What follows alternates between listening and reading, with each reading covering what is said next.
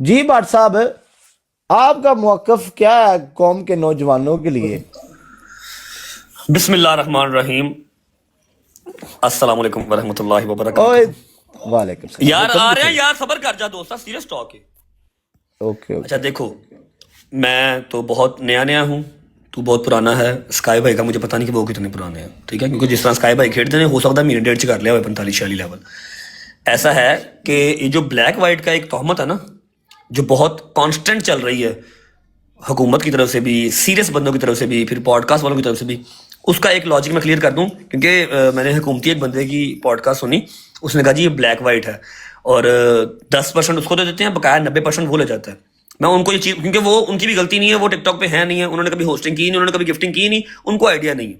उनको ये बता देते हैं कि जी एक जो गिफ्ट है, अगर वो है शेर 1.25 लाख का या 1.5 लाख का, मुझे नहीं पता, वो 1.5 लाख का जब गिफ्टर है, स्काई भाई है, वो परचेज कर रहे हैं ना, तो स्काई भाई को तो वो 1.5 लाख का पड़ना है, ठीक है। जब उन्होंने मारना है पतलू को या रजब को, तो मुझे 35,000 रुपया आना है भाई, इस तरह ही है। पतलू ने भाई 35,000 आना अभी है। अभी मुझे शेर पड़ा है। अभी ये गिफ्टर साहब भी बैठे हैं, हमारे भाई हैं, एज ए गिफ्टर ही बात करते हैं। भाई आपने कितने का परचेज किया है ये एक लाइन? यार लाइन मेरे ख्याल से पड़ता है कोई 300-350 का। 350 का। मुझे कितने पैसे साढ़े आए तीन हैं सौ जी डॉलर इसके? इसका 150 रुपये आया है, जिसमें से अभी 15% और टिकटॉक रखेगी, ठीक है। अच्छा, आखिरी गल भट्ट साहब, जड़ा कि तुसी भी इस गल ਨੂੰ ਮੁਤਫਿਕ ਹੋਵੋਗੇ, ਬੰਦ ਕਰੀ। ਨੈਕਸਟ ਤੁਸੀਂ ਵੀ ਤੇ ਮੈਂ ਵੀ ਤੇ ਜਿੰਨੇ ਵੀ ਬ੍ਰੌਡਕਾਸਟਰ ਨੇ, ਜਿਹੜਾ ਵੀ ਤੁਹਾਨੂੰ 10 ਸ਼ੇਰ ਮਾਰੇ ਉਹਨੂੰ ਖਿਲਾਰ ਦੇਣਾ ਉਸੇ ਟਾਈਮ ਹੀ। ਖਲੋ ਜਾ ਪਹਿਲਾਂ ਸਾਨੂੰ ਸੋਰਸ ਆਫ ਇਨਕਮ ਦੱਸ ਆਪਣਾ ਕੀ ਹੈ, ਠੀਕ हाँ ਹੈ। जी, ਸਾਨੂੰ ਆਪਣਾ ਦੱਸੀ ਪਿਛਲਾ ਪਾਸਾ ਪੈਸੇ ਕਿੱਥੋਂ ਕਮਾਣਾ ਤੇ, हाँ जी। ਠੀਕ ਹੈ। ਉਹਨੂੰ ਉਸੇ ਟਾਈਮ ਬ੍ਰੇਕ ਲਵਾ ਦੇਣੀ, ਜਿਹੜਾ ਵੀ ਆਇਆ ਉਹਨੇ ਕਿਹਾ ਖਲੋ ਜੀ ਬਸ ਸਾਨੂੰ ਆਪਣੇ ਪੇਪਰ ਸੈਂਡ ਕਰੀ, ਓਏ ਕੀ ਪਿਆ ਕਮਾਣਾ ਕੀ ਪਿਆ ਕਰਨਾ। ਆ ਖਿਲਾਰ ਦੇ ਉਹਨੂੰ, और ब्रेक दूसरी मरवा एक देनी। एक बात ये भी जरूरी है, अब गिफ्टर्स की आपको 90% आईडीज जो हैं, स्काई भाई देख लो, चाहे उनका कोई ऐसा काम शाम नहीं है, अपने अपने नाम से रखी है। गिफ्टिंग मारना कहना ना जिगरे का काम है, लोहे का दिल चाहिए तो लोहे का समान चाहिए, ठीक है।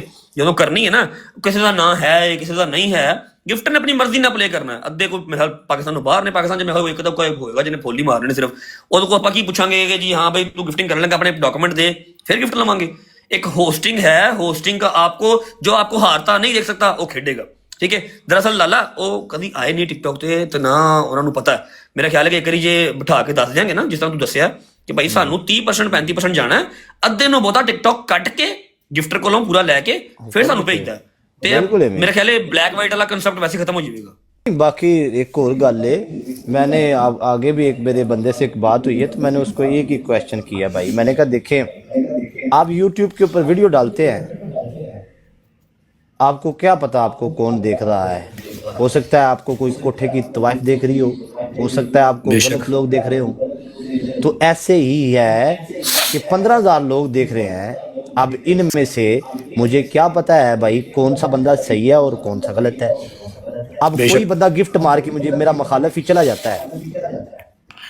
ये लाइव की दुनिया है, इधर आपको कोई देखेगा, लोग देखेंगे आपको।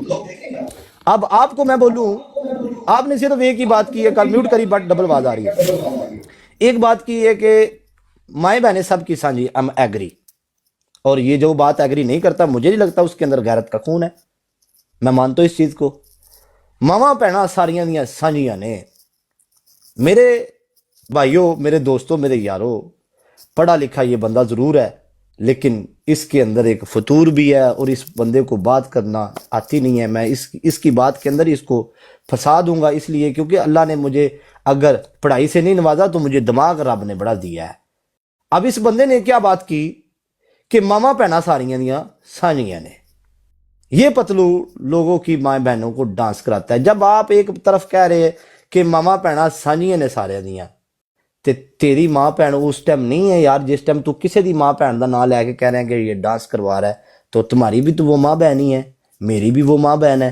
जब आप किसी की माँ बहन को इस तरह का लफ्ज देंगे तो आपकी पढ़ाई तब किधर चली गई है, आपका ये इतना नॉलेज किधर चला गया, आपकी इतनी बड़ी डिग्रियां किधर चली गई, जब आप किसी की माँ बहन को ऐसे बोल रहे हैं कि ये फलाने की माँ बहन डांस कर रही है, फलाने की माँ बहन ऐसे कर रही है, तब माँ बहन साझी नहीं है? तब भी साझी है। तब भी आपको ये बात करनी नहीं चाहिए कि लोगों की माएँ बहनें डांस कर रही हैं। तो फिर मैं आपको बगैरत बोलूं या आपकी डिग्रियां फेल हैं या आपकी डिग्रियां नहीं ठीक।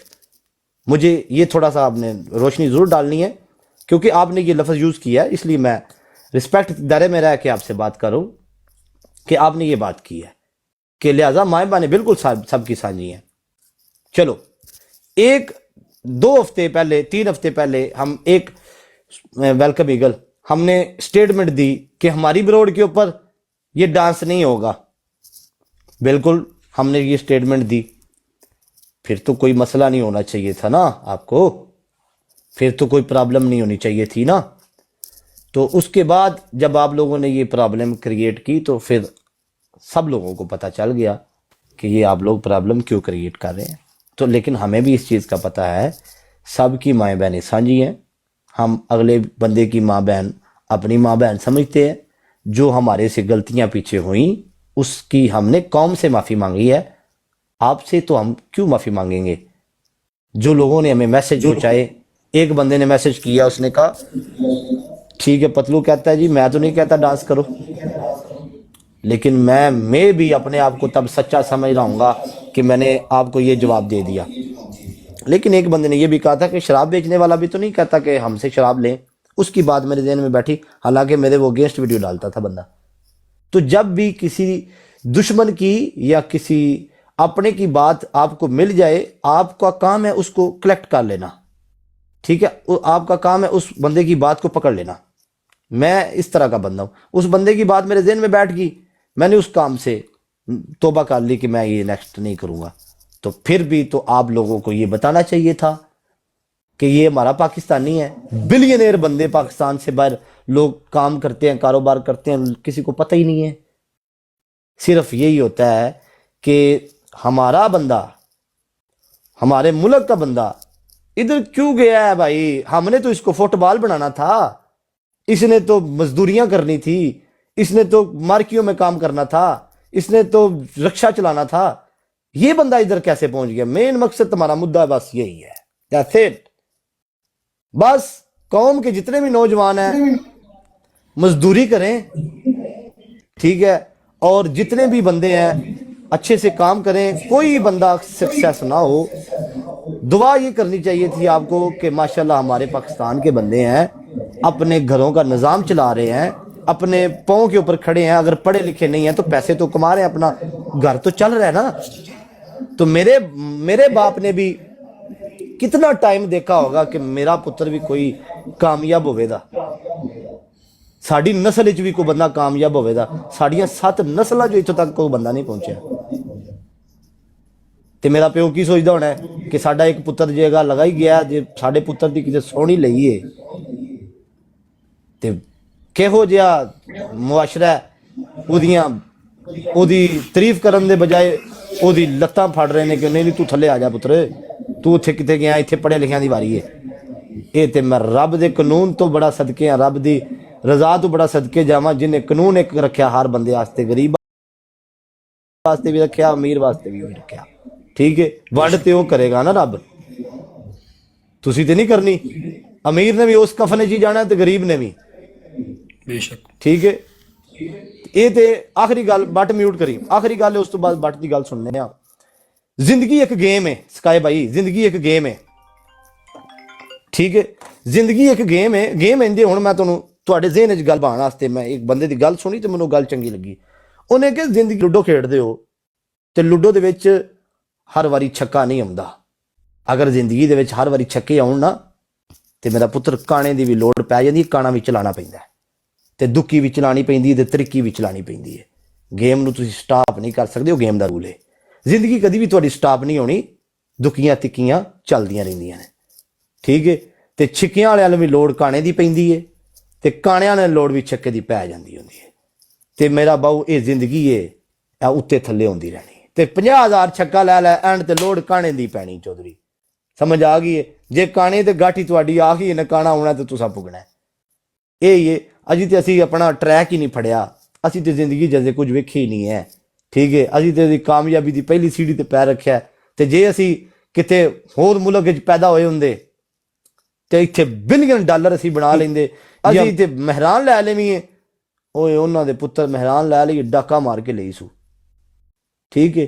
ਜੇ ਘਰ ਬਣਾਉਣਾ ਸ਼ੁਰੂ ਕਰ ਲਵੀਏ ਆ ਹਰਾਮ ਦੇ ਪੈਸੇ ਨੇ, ਤੇ ਜੇ ਉਹ ਘਰ ਸਟਾਪ ਕਰ ਦਵੀਏ, ਹਾਂ ਮੁੱਕ ਗਿਆ ਨਾ ਹਰਾਮ ਦਾ ਪੈਸਾ, ਲੱਗੀ ਬ੍ਰੇਕ। ਠੀਕ ਹੈ, ਇਹ ਚੱਕਰ ਹੈ। ਬਸ ਜਦੋਂ ਵੀ ਦੁਆ ਮੰਗੋ ਇਹੀ ਕਰੋ, ਰੱਬਾ ਸੋਹਣਿਆ ਇਹਨਾਂ ਸਦਕੇ ਸਾਨੂੰ ਦੇਣਾ ਹੀ। ਬਸ ਮੇਰੀ यही गल सी, मैं कर ली। हूँ बट बोले या ईगल बोले या दूसरा बोले भाई। मेरी सिर्फ इतनी छोटी सी एक बात है, जब last time after your podcast उस तो पहले जो तू कहा कि हाँ भी हुण साडी बरौड़ ते ना बट दी, क्यों असीं ते दो बंदे दी गारंटी लै सकने ना, तू मेरी ते मैं तेरी, कोई तीजा बंदा नहीं जिहदी असीं गारंटी लै सकने या दे सकने। ठीक है, असीं क्या सी भजन डांस डूंस वाला काम नहीं होवेगा। ठीक है, उस तो बाद कोई होया ਜਦੋਂ ਗੱਲ ਮੁੱਕ ਗਈ ਤੇ ਉਸ ਤੋਂ ਬਾਅਦ ਕੀ ਫਿਰ ਤੁਕ ਬੰਦਾ ਸੀ ਕਿ ਜੀ ਨਵਾਂ ਕਰੋ ਕਿ ਹਾਂ ਵੀ ਤੂੰ ਇੱਧਰ ਆ ਤੇ ਉਹ ਉੱਧਰ ਜਾਵੇ। ਜਾਨ ਛੱਡ ਦਿਓ ਫਿਰ ਪਤਲੂ ਦੀ, ਜਾਨ ਛੱਡ ਦਿਓ ਫਿਰ ਜਬ ਦੀ ਵੀ ਹੈ ਕਿ ਨਹੀਂ।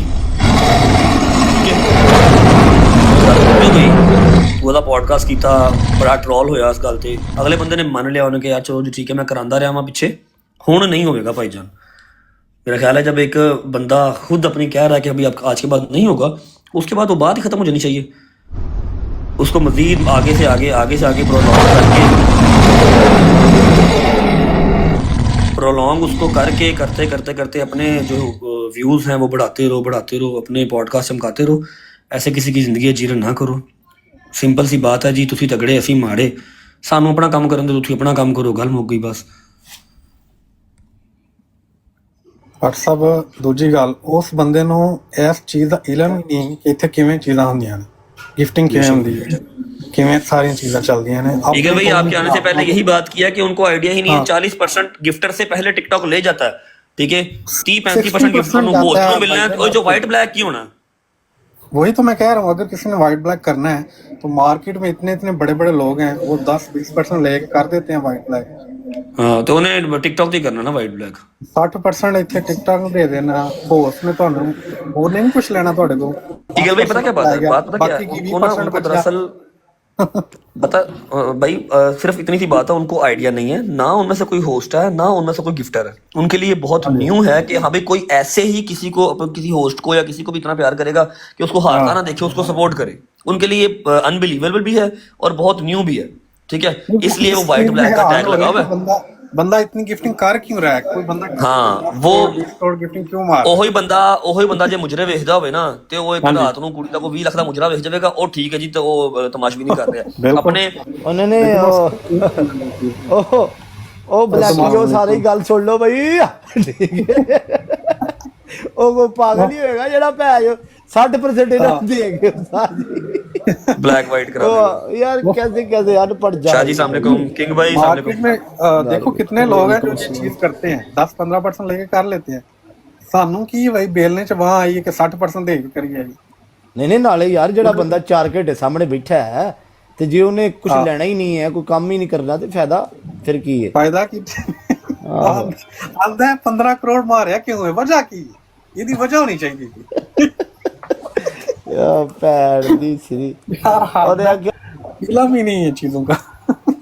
तो उनके लिए अनरियल है, क्योंकि उनका कभी हुआ नहीं अनरियल ना एज अ होस्ट ना एज अ गिफ्टर।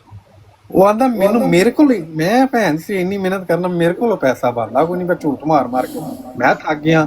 मैनू कोई बंदा शेर मारन नहीं जादी। स्काई भाई, ईगल भाई, शाहजी, वसीम भाई तू कर गल, मेरी ब्रॉड चलदी तुझी ते। ओके लव यू भाई, अस्सलाम वालेकुम। ਉਹ ਥੱਲੇ ਕਹਿ ਰਹੇ ਨੇ ਮਾਰ ਬਣਾ ਦਿਓ, ਦੋ ਤਿੰਨ ਥੱਲੇ ਮੈਸੇਜ ਕਰ ਰਹੇ ਨੇ।